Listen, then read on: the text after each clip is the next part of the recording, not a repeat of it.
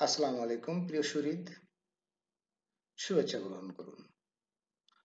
আজ ১লা ডিসেম্বর ২০২৪। বাঙালি জাতির সর্বশ্রেষ্ঠ অর্জন মুক্তিযুদ্ধের মাধ্যমে স্বাধীনতা। এই অবিস্মরণীয় গৌরবদীপ্ত যুদ্ধের চূড়ান্ত বিজয় আসে ১৯৭১ সালের ১৬ ডিসেম্বর।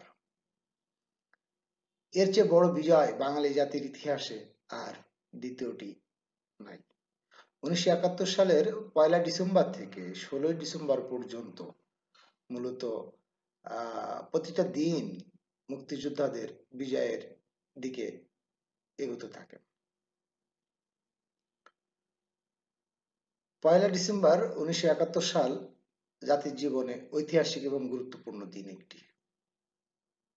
এদিন দিল্লিতে ভারতের রাজ্যসভার অধিবেশনে দেওয়া এক ভাষণে তৎকালীন প্রধানমন্ত্রী শ্রীমতী ইন্দিরা গান্ধী উপমহাদেশের শান্তি প্রতিষ্ঠার স্বার্থে বাংলাদেশ থেকে পাকিস্তানের সৈন্য অপসারণের জন্য ইয়াহিয়া খানের প্রতি আহ্বান জানান। ইন্দিরা গান্ধী সময় বলেন, বাংলাদেশ থেকে পাকিস্তানি সৈন্য অপসারণই একমাত্র শ্রেষ্ঠ সমাধান। বাংলাদেশ থেকে পাকিস্তান সৈন্য প্রত্যাহারের জন্য ইন্দিরা গান্ধী পাকিস্তানের প্রতি আহ্বান জানান।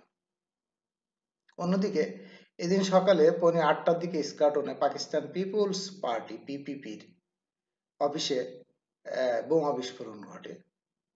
এতে দুজন সামান্য আহত হয়। গেরিলাদের এই বোমা হামলায় অফিসের 3টি কক্ষ এবং কাগজপত্র পুড়ে ছাই হয়ে যায়। ১৯৭১ সালের ১লা ডিসেম্বরের মাত্র 2 মাস আগে জুলফিকার আলী ভুট্টো পিপুলস পার্টির এই অফিসটি উদ্বোধন করেন।